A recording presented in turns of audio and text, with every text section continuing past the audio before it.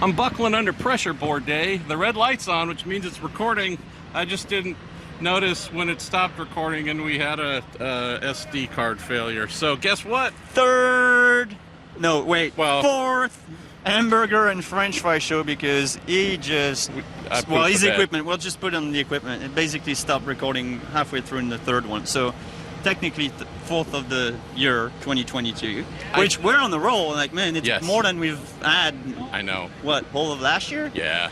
And I think it stopped when I was speaking, so maybe my camera's telling me, couldn't take it anymore. Hey, moron, shut it down here quickly. Hey, Sebastien Bourdais, we just had a motor race, the Firestone Grand Prix of St. Petersburg, and we had a really, I would say, exciting, mindset-changing victory for Scott McLaughlin, who, at least in my season preview stuff, I intentionally did not set any expectations because I didn't know where he was going to fall or land. I thought good things were going to happen. I never thought dominate Saturday, practice, qualify, and go out and kick everyone's ass in the race to win the opening event of the year, defying expectations. He defied everything, because that's what IndyCar says you should do. What is it like as someone who came to America and who found success very quickly in your young IndyCar career? What is Scott McLaughlin experiencing right now? You mean 60 years ago? Yeah, I mean, man, like when you manage to beat your teammates, Newgarden and Power, on any given day, fair and square, and there are 25 other cars in IndyCar right now, you'd better feel pretty darn good about it, because first of all, it doesn't happen every race, and then it's a heck of an achievement. So made no mistake, felt super in control. Really, it was not an easy race for the leaders, not at all, because they ended up buried in the pack for a while, and weird two-stop, three-stop strategy, heavily affected by the timing of David Malukas' crash on lap 25. I mean, that really set the day. No, it really did. So yeah, going back a little bit on that, obviously that yellow, I just so wish it didn't happen, because like for all the guys that bailed on the two-stopper and got off the reds, that moment to the end of the first stint was going to be the hard zone for all of those guys on the Firestone red tires. Yeah.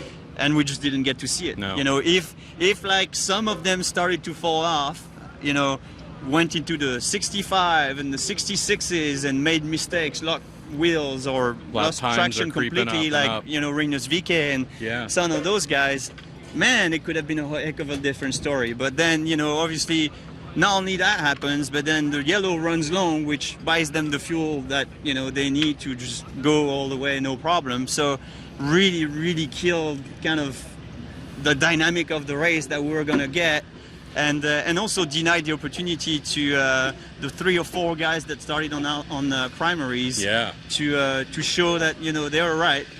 Start on primes, go to reds, and make it work. So. Yeah, I'm just kind of left thinking, man, it could have been a really, really fun day. And a bunch of guys got denied some good results. I guess, it's IndyCar, it happens a lot. But yeah, feel bad for Kyle Kirkwood. Obviously, the kid drove a great weekend and really doesn't come away with anything out of it. But yeah, we saw some good racing, but I'm still left like, oh man, it really wasn't all that much passing. It was so hard to pass, and it was quite static, so it's always a bit of a shame, but that's how tight and hard it is to pass these days, because everybody's just so closely matched. So yeah, I guess we'll see how things shake out in the future. I believe Scott McLaughlin has just requested for every IndyCar race to go like this for the rest of the year, so he might not be too disappointed. Talking about someone in Scotty who, again, we didn't know to expect this, we now do. Well, he told you, right? It was going to happen. He did. He actually... Game on, he said, or something? He sent me a text a couple days ago and said, save this text. Yeah, this game on. This is going to be a good year. And I love that kind of energy. Yeah, that's a pretty confident lad right there. Calling your shot and then hitting your shot. So amazing for him. Another, I don't know if amazing is the word, but something we need to get used to more of as well. Chip Ganassi racing team we weren't talking about as big expectations coming into the race. Alex Palou, though, comes through definitely again. showed that, hey, you know what? I got work to do. We have work to do. Strategy-wise, Seb, tell folks about what Alex did versus some of his teammates and how that ended up paying off, because he was, 0.5 seconds behind McLaughlin at the checkered flag. Yeah, big drive from 10th. And he was 10th and really didn't make any headways at the start, so it didn't look like it was going to be an easy task. And he's Scott bailed on the Reds, and obviously, again, it could have been a different picture if we had seen this through and without that first yellow, but first and only yellow. But at the end of the day, man, like P10 just saves the Reds and makes them last to 25. Really isn't dropping off much at all, and keeps his head down as usual, and pulls a second place at the end of this. So just a really mature, strong kid. Like, obviously, I was really, really surprised and impressed with him at the Rolex. Teammate. Yeah, just a really strong competitor and a heck of a great kid. So really deserves everything that's happening to him, and it's not an accident. Every time it happens, there's a lot of hard work and good racing behind it. If we look at third, Will Power certainly went through the wars, was one of the limited number of front runners to start on Firestone's primaries, and he ended up salvaging that. So great performance Rahal by and him. Rossi. Yep. If we're looking at who finished behind him, there was a big gap. I think it was like 14, 15 seconds to Colton Herta in P4, defending race winner, but didn't have the crispness that we thought that they might have. Romain Grosjean in P5, good on him. You mentioned Rossi. I feel so bad for Alex. He had what ended up being a terrible result, and we don't know why, whether it was a radio call that wasn't made, wasn't heard, or if it was their plan to stay out under that one and only caution. But I do know that everyone else had stopped at least once. He was left out. He led, but then had to pit, but he was crucified. The day fell apart. So, really, really strange. Obviously don't know what happened there, but that yellow really didn't look like it was going to last all that long, and then it ended up running quite, 8 laps or something, which, that could be one explanation. It's tough to believe, because even say they restart on lap 28, 29, which is really short yellow, it's still pretty doable, on fuel. So, Maybe they were thinking another yellow would I don't know, follow. but Who yeah, knows? I mean it. It's one of those where you just feel bad for the guy, because he's left on his own island, and there's no salvation from there. So pretty tough break, but let's talk about rookies. So your kid Kirkwood drove us behind off, according to IndyCar's timing and scoring, passed more than twice as many cars as anyone else in the field. Still finished farther back than he started, but the surprise, hey, you were having a terrible weekend and yet recovered super well, top rookie, that being Rahal Letterman-Lanigan Racing's Christian Lundgaard. Good for him. Again, it's been a bit of a topsy-turvy weekend, right? Aero McLaren SP, kind of sort of nowhere the whole time. Pato passes 7 cars on the first lap. yeah, he was definitely on the Right? mission at the beginning there. I got it wrong. I predicted 8 with Chris Wheeler, our friend, last night. But ended up being 7 regardless. Weird weekend for Aero McLaren SP. Ganassi certainly found speed that they were missing on Friday, but if we're talking about solid results, it was really only Alex. Marcus Ericsson got a penalty. He wasn't too happy about that. Had to start from the back. Again, a little bit of a weird weekend for some of the teams. Some were outliers. Dale Coyne Racing were nowhere, and I think they maybe benefited from the strategy calls they made, but got Takuma up, I think, 9th or 10th. So, anyways, bit of a weird weekend. There's one thing, though, that wasn't weird, and it's a kid with a dad who I love and grew up watching and marveling at. He won a lot of championships, and he kind of kicked ass. But then Jeff Brabham's son said, you know what, this open wheel stuff is kind of for the birds. I want to strap into the big old jumpy trucks and fly like birds 30 feet through the air. But then someone said, yeah, okay, you're good at that, and I think you're like a 2-time, 10-time jumpy truck champion. Yeah, this open wheel stuff, you still maybe should be trying that. And he said, okay, whatever. And then, I don't know, he wins the Wins a little opening race here. Indy Lights race of the year. So, unlike yesterday with Miles Rowe, who stood between us, and clearly four-time champion French Fryness rubbed off. Kid already won a race in USF 2000, but Miles won today, a beautiful thing.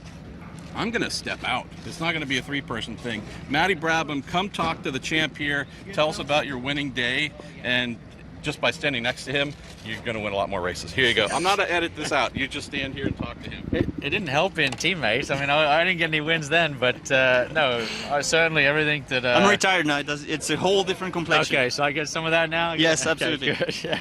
No, I mean, yeah, I just... it's been a long time since I've been back in open wheel. I've done a few little things one-off here and there, but as you know, I mean, just jumping in one-offs all the time, it just sucks. And so it's just so refreshing to be back and actually working at something full-time and working with a team like Andretti. So, yeah, I had a great day. I was lucky. I mean, I just... better lucky than good sometimes, brother. Yeah. I'll tell you that much. So yeah, I was lucky. Obviously, everyone was kind of crashing in front, and then Christian had I think he lost fuel at the end of the race, and I was just there to bring it home and win the race. So yeah, I mean, I'm super happy. I couldn't have been any better for me today, starting from 6th, which wasn't a great starting position, but to come away with the points I did and be in the championship fight still and have a result like that, I mean, yeah, I'm stoked. I'm super happy. Great job, dude. And again, like, you know, a lot of it, obviously, going back in a series like this after driving some IndyCar, it's never really easy to get back in the rhythm. You know, those cars are not easy to drive. They're underpowered compared to what obviously we've been doing for a little while. And you know, you got to get back in it. And I really hope that it's just the beginning of a long streak of wins. And you definitely deserve it, and I'm really happy for you. Oh, thanks, mate. I appreciate it. Yeah, you probably can relate to this a little bit, but yeah, I'm getting like the old veteran speech from everyone in the media. So yeah, I think it was like 2,000 days since my last win in Lights. So I don't like the figures, but I don't know if you got any advice on that. Being a veteran with all these young kids. It's all right. They just can play it all they want as long as you kick their butts. It all matters. Thanks, mate. Just obviously a long way to go in the championship. You know. What's coming your way after a win in the championship in Indy Lights? I mean, hopefully a ride, right? Like, yeah, I mean, when we were teammates, I was just trying to do everything I can to try and impress and show everyone that I kind of deserve to be there in IndyCar. But as you know, it comes down to the opportunities. If there's seats available in IndyCar. Timing of things is a lot. Timing and the funding too. So yeah, my plan really was just to forget about all the results this year and just focus on building everything back up in terms of funding, you know, the momentum behind me, the support from media, guys like Marshall and everyone. So yeah, I mean, I'm just trying to build it all back up into something big enough that I can go and race IndyCar next year. And you know, might not happen, it might happen, but if I'm racing Lights and I'm in the field and I'm racing and I'm full-time doing something again, it's a lot better than me just sit on the sidelines. And as much as I really love super trucks and it's a really big help with everything, you know, I don't think it's going to be pretty difficult to go from a super truck to an IndyCar.